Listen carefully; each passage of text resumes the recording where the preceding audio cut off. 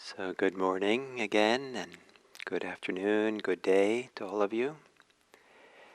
And coming down here today on Mother's Day in the United States. Happy Mother's Day to all who are mothers. And express our gratitude to them and appreciation. And coming down here today, I was thinking about this talk, what I would talk about. I had one thing in mind, but when I sat down to meditate and was sitting here now with you, I think that I'm still kind of very much in the middle of the current retreat that I'm teaching. And there's a very different feeling inside of being settled, and tender, open. So I'm in a little different mood maybe than I usually am when I come down to teach. So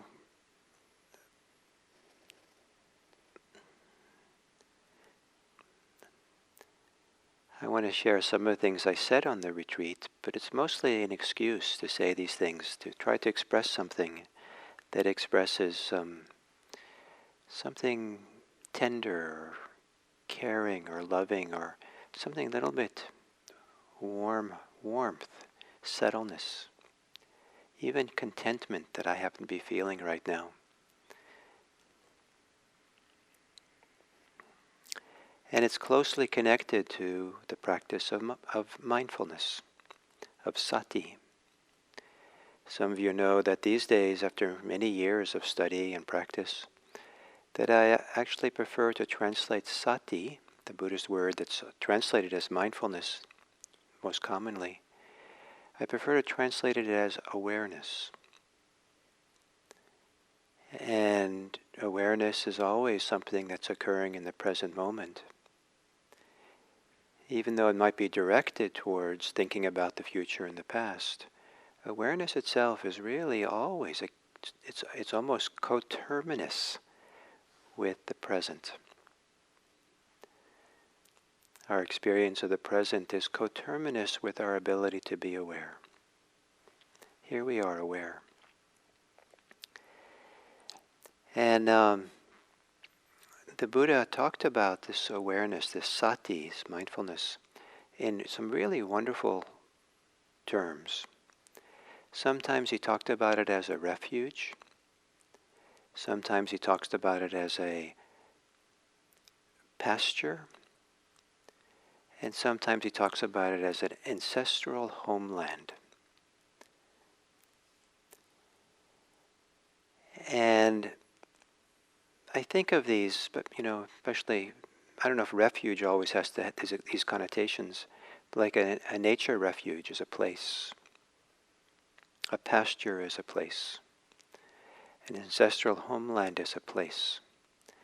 And you see often in the teachings of the Buddha this sense that the practice and the references for the practice are very localized, very grounded in the location that we're in. There's languages of being rooted, standing, of being in a place. There's not kind of a vague ambiguity about just being aware, just open aware, and just. But there's a real sense of being maybe grounded, connected, localized here. So one of the ways he talks about sati, awareness, being a refuge, it's kind of interesting teaching where someone comes to the Buddha and says that something like, there are these 5 senses, seeing, hearing, tasting, smelling, and touching, the tactile sense.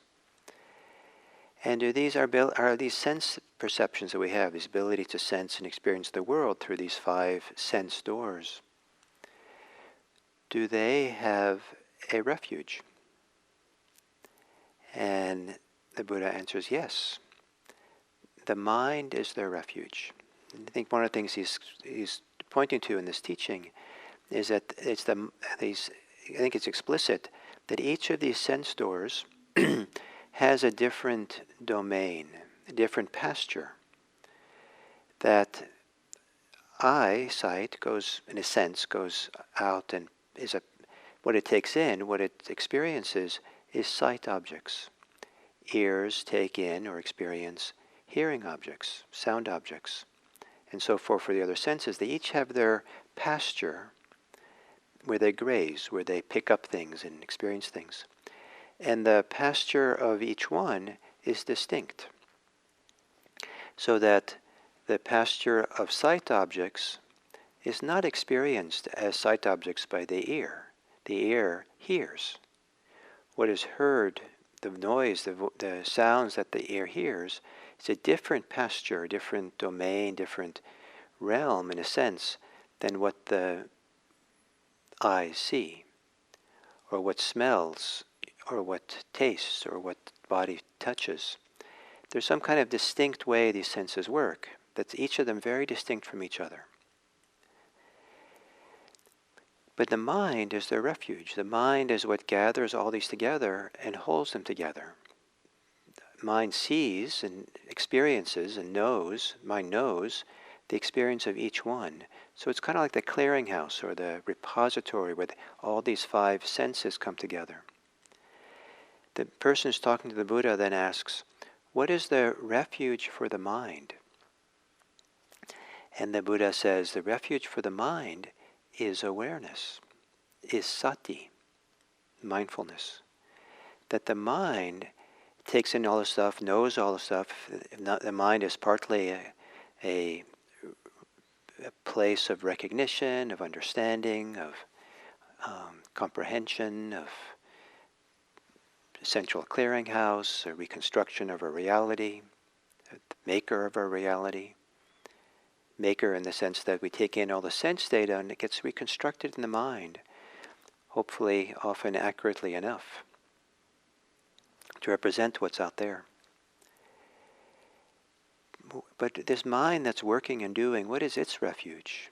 Where is it safe? Where is it protected? Where does it rest in? It can rest in awareness. And this idea that awareness creates safety or refuge or protection for the mind. We know what the mind is up to through being aware. And so we can be wiser about what we do. But the idea that there's a refuge for it, there's support for it. And what's nice about this idea that awareness is a refuge for the mind, it doesn't posit a self, me, myself, and mine, which is me, myself, and mine, and the I is all a product of the activities of the mind. And there is something that's beyond, in the mind, part of the mind, and kind of awareness that holds it all. The person then asks the Buddha, what's the refuge for awareness? And the Buddha answers, it's liberation, freedom, a deep letting go. That somehow awareness itself is supported and protected by our capacity to let go, be open, be non-contentious, be non-contracted, to be free, the kind of expansiveness or limitlessness of freedom of awareness. And then the person asks the Buddha, well, does freedom itself have a refuge? Sarana, patisarana is the word in Pali. And the Buddha says that liberation has nibbana as a refuge. And I translate nibbana, nirvana, by the word, by the English idea of release. So becoming free is protected by being released, by continuing to open, to release, to free. The release that leaves us with an absence of clinging. And nibbana is maybe best understood as that absence, the absence of clinging. It's not a thing. So the mind has sati, awareness, as its refuge. We learn to rest in awareness, trust awareness, deep trust of being aware of what's happening. And that's a refuge, a protection. That sati is protected by liberation, by releasing our clinging. And that release, that liberation, is protected by really appreciating that absence of clinging. The person then asks the Buddha, and does nibbana, this absence of release, have a refuge?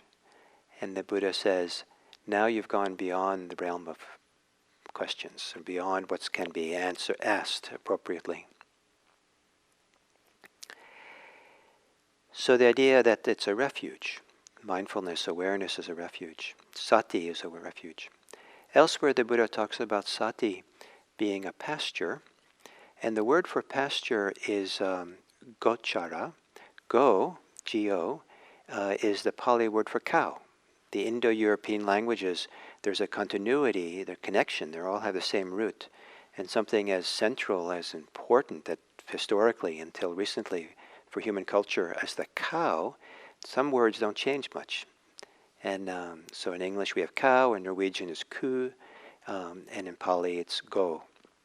I think these words are deeply related. I kind of love this family connection. And chara probably is related to our word chariot. It means to go or to wander. And where the cows wander, where the cows go. Now, if you ever spend much time with cows, when cows wander, they're grazing. They go to where the grazing land is, and they're constantly grazing and grazing unless they're sleeping, chewing their cud. And so the word gochara then is usually sometimes translated into English as pasture. Sometimes it's called, for other animals, the gochara of different animals is their feeding grounds, where they go to feed.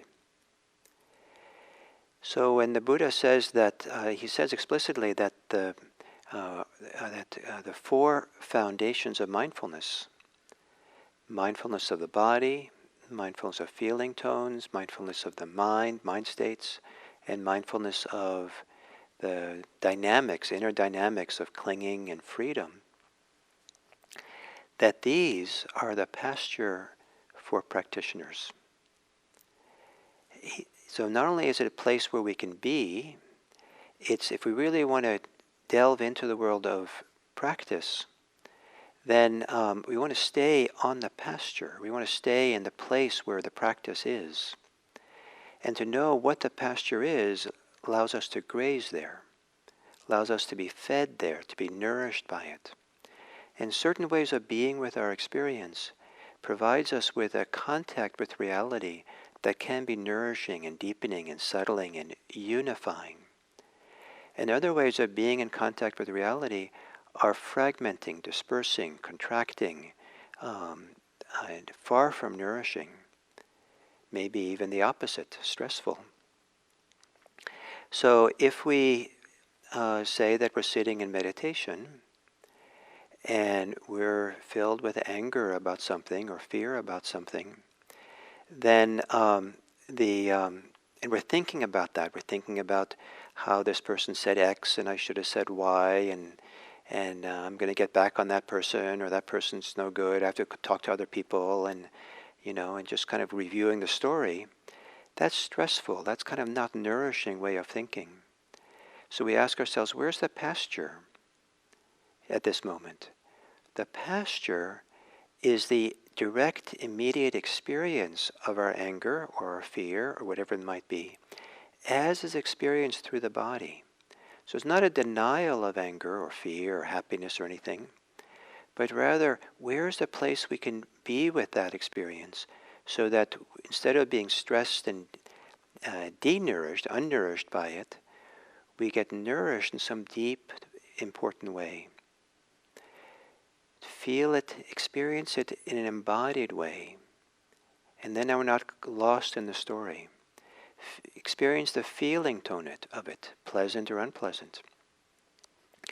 Really feel and sense and take in the mind state as operating when you have these preoccupations.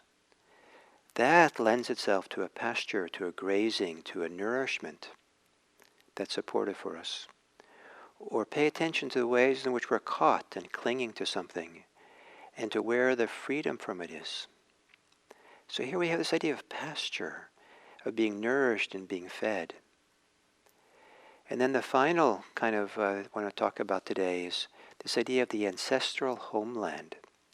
And here again, the Buddha says that the four foundations of mindfulness, so sati, awareness, four foundations for awareness, is our ancestral homeland. I don't know what associations you have with this, but I love this idea. It's like it's our home, the place where we're from, and when we're there, we're like not just a house that's our home, but the very land that we're home in, maybe safe in or grounded in, or this is where the roots are in.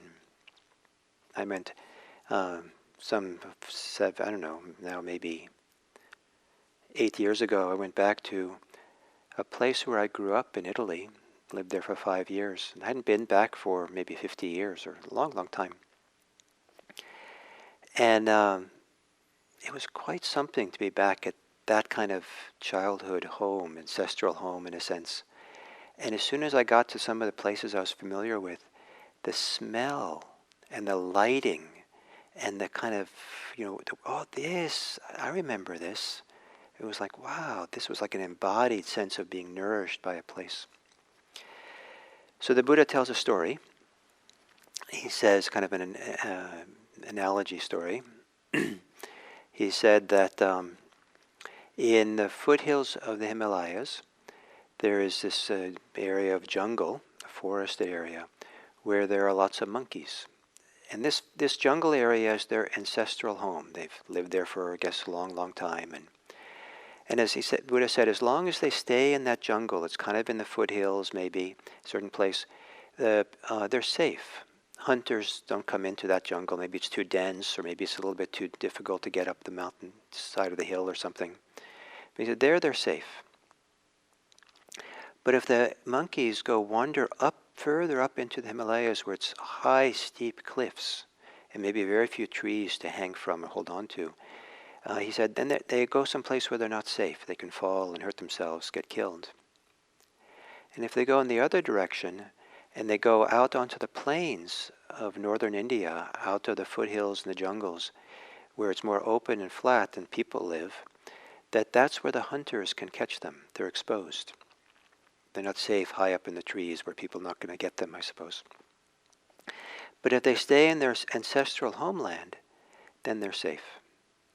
In the same way, practitioners of mindfulness, they're safe when they stay in the ancestral home of sati, of awareness.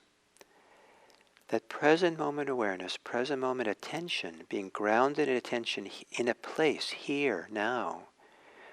The place where we're standing, our feet are on the ground, where our bottom is on our cushion or our chair. There's a place, a location for where awareness resides. In this body, here, now, to really be here and feel it.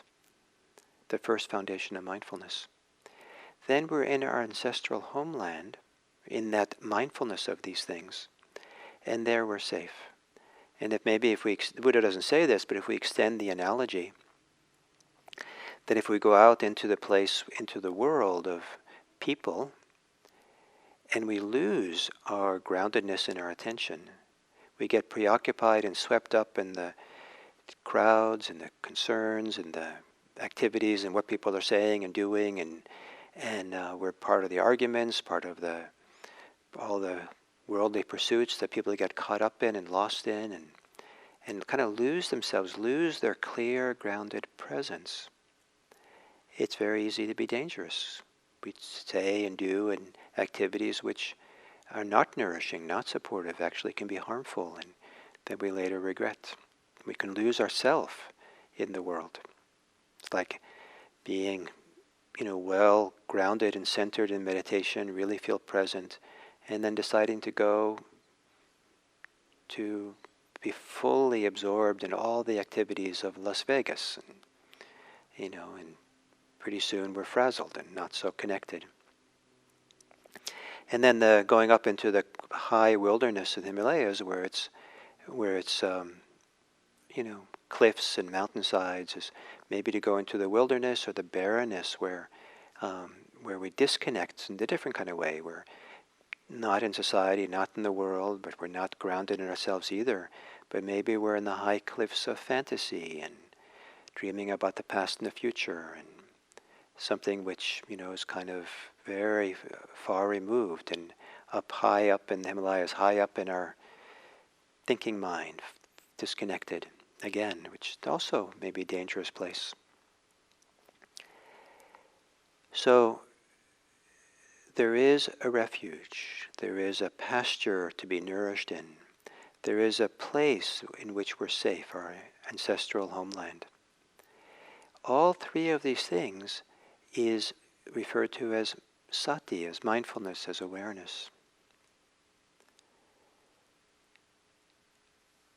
These are to me, very warm, very nourishing, very inspiring, very embodied reference points for understanding what awareness can be for us, what mindfulness can be. That mindfulness is not a duty, it's not a tension in the mind, it's not a lot of work. It's the place where we can relax, the refuge where we're safe and awareness can open, relax, and just be itself. We can be the awareness, which is not the work. It's not like the muscle of mindfulness is pushing and trying. It's more like the place where awareness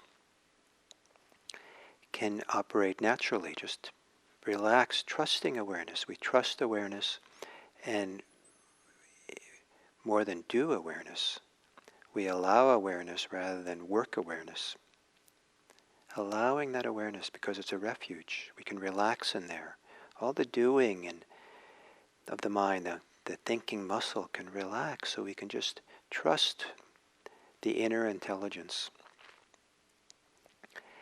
And then it's also a pasture where we can graze, we can be nourished by our experience. Imagine being aware, and what we're aware of feels like food coursing through our body. Oh, this is good, this is subtle, this is comfortable, this is nice.